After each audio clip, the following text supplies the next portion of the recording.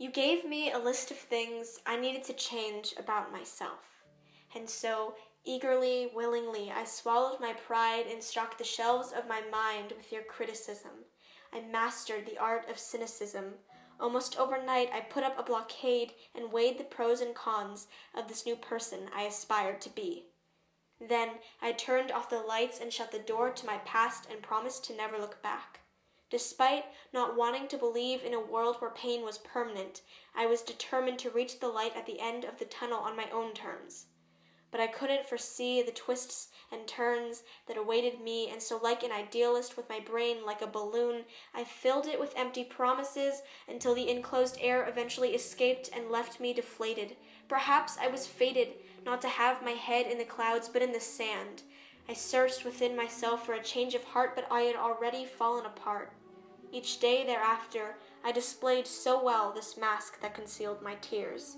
For years it rested upon my face, shrouding this uncharacteristically ugly part of me. I could barely withstand the bleeding heart that sunk me, and finally I understood what they meant by blood is thicker than water. Because all along I was never the right amount of cautious, and I learned to cut my losses, but I'm positive I pushed the ones closest to me away. I struggled finding the gray area because my intuition had been tainted. I was incapable of discerning sincerity, and maybe it's just me, but the degradation of fakeness was haunting. In some respect, I felt ashamed that my words were nothing more than a shout into the void. Completely destroyed was my self-esteem. Only when I hit rock bottom was I finally able to blossom. I cleared my canvas and started anew because that was the sole thing I knew to do. I avoided your apologies because they meant nothing. They were merely empty words that filled your empty heart. Don't threaten that this hatred will take its toll when your lies have already poisoned your soul. I admit, I stay awake each night plotting the ways to make you understand my pain. It's a shame.